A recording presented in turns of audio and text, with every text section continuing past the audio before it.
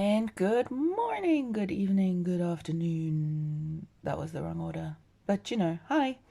Um, I just woke up from a nap, so my timing's a bit off.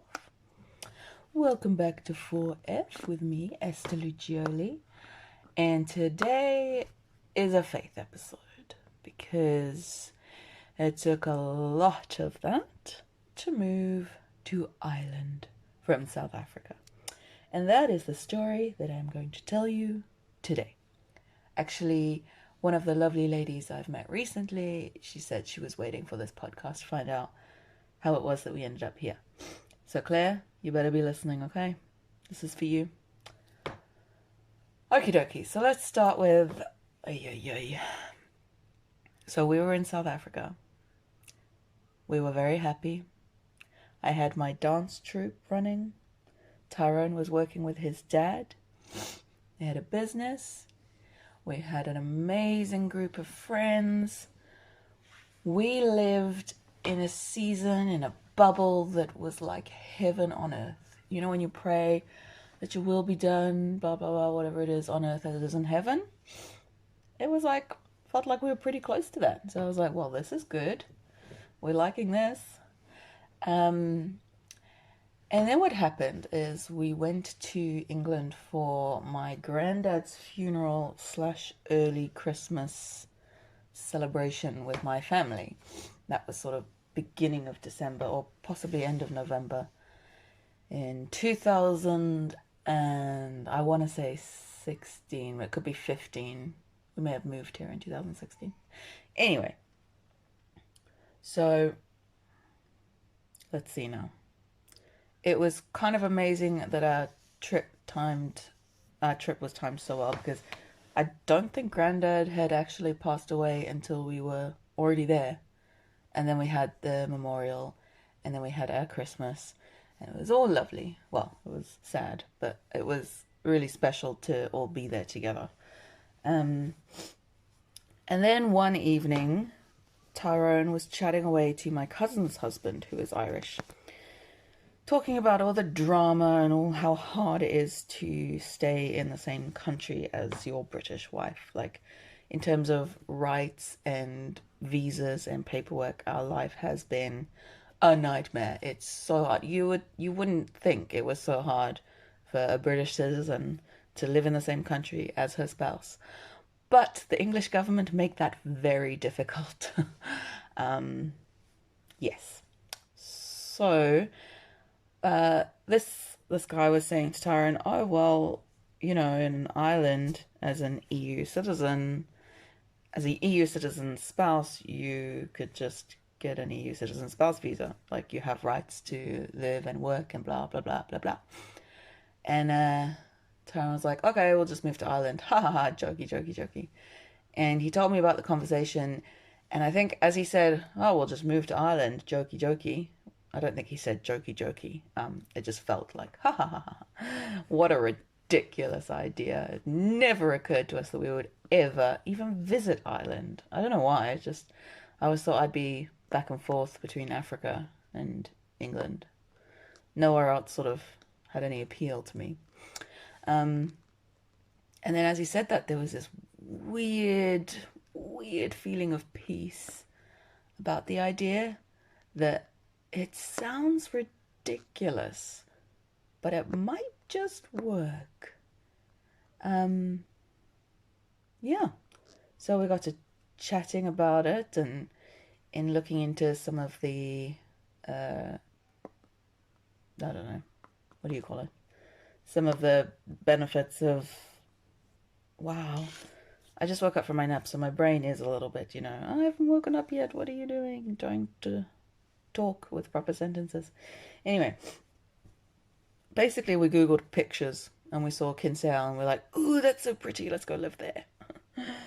Yeah, and obviously we were like, okay, we need to pray about this, can't just up our life and move. And I certainly didn't want to move. Like I said, we had a pretty perfect thing going on in our little beautiful bubble of heaven in South Africa. So that night we both had dreams about Ireland, and gosh, I actually can't really remember them. Ooh. What I think in my dream, uh, someone said island, island, island 3 times, and in my dream I was like, oh, they said it 3 times in a row. Maybe that's significant. And I thought, oh, that seems strange that it was said 3 times in a row. And then we, yeah, we spoke to a lot of friends who were prophetic or, really had our back. Spoke to some church leaders. We had some quiet time trying to look for like clues in the Bible about what we should do, which I don't recommend doing because it can really be hit and miss. God can use it to be like, go that way. Or you can open the Bible and decide God has used it to go whichever way you want to go. So that's.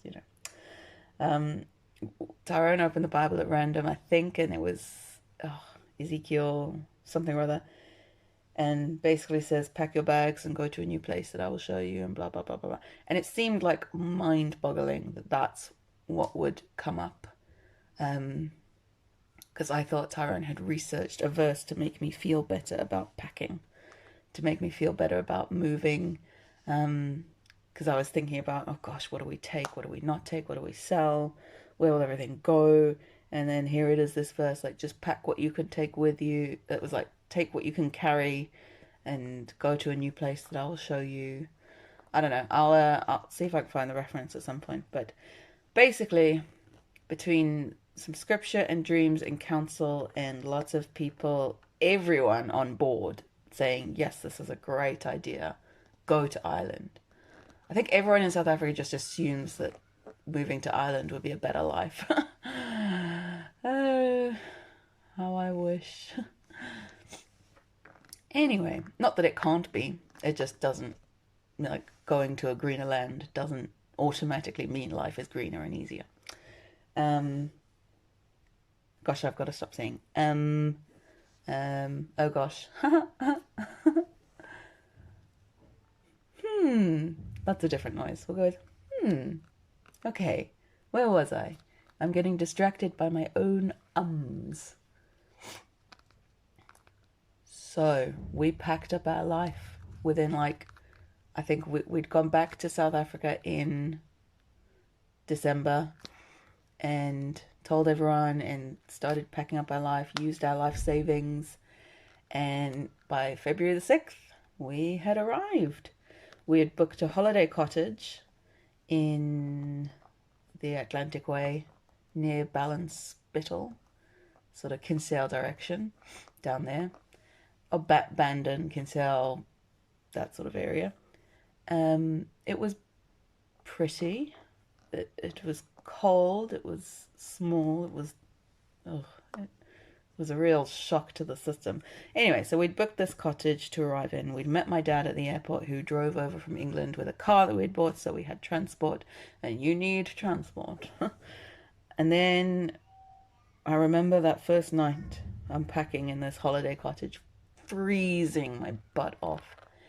Tyrone and my dad had gone into town to try and gone into the local village, Ballinspittle, and amazingly found a wine bar that was open at night, and logged onto the internet to update everyone that we were all okay and had arrived, and finally found the cottage after a lot of wrong directions and searching and stuff.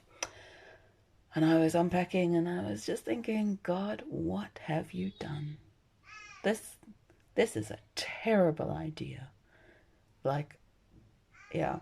And like, looking back, I can't really blame God because it's like we have free will. So whether it was him being like, yes, this is what I want you to do, or whether it was us and Ireland was all we could think about and that's how we interpreted everything, and therefore we made the decision.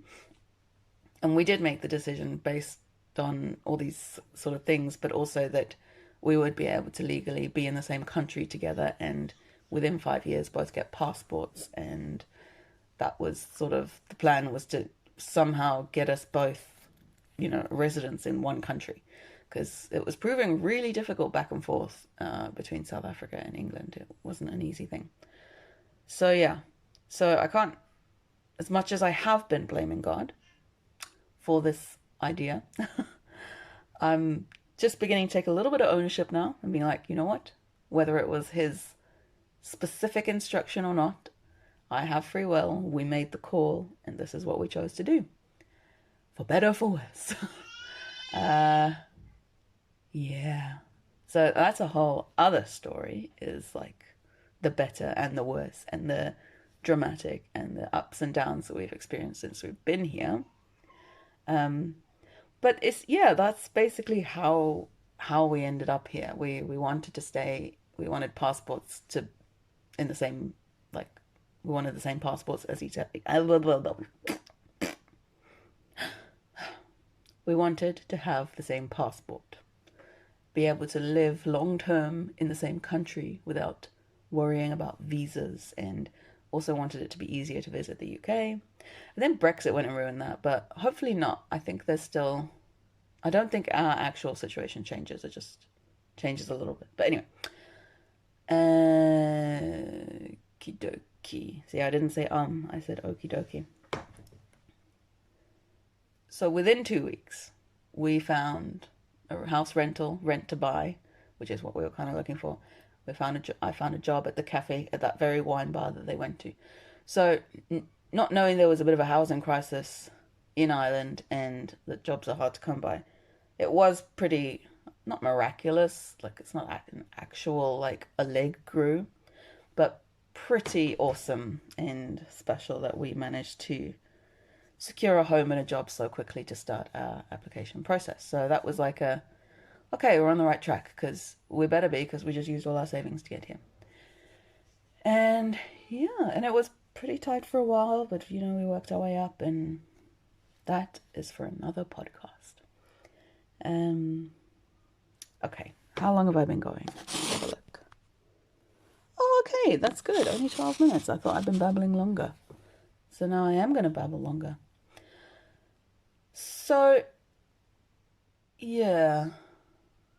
Or maybe not. Maybe that's all I have to say today. That's how we got to Ireland. I would always have said, oh, God told us to come, God told us to come. And maybe he did. Maybe we were following his instructions. But also maybe it was so in our head that everything we saw, felt, and, everything that we dreamt about and thought about and talked about was all about Ireland, and the conclusion we came to was that we should go. At this point now, I'm not sure. But, we made the decision, and, since being here, I've had a big faith crisis and ups and downs and so much pain and drama to get through. So much growth, though. It's so annoying that the two are linked, that, so much pain and character building go hand in hand. That's really annoying, but there you go. That's life. Yeah. So, that's how we got here.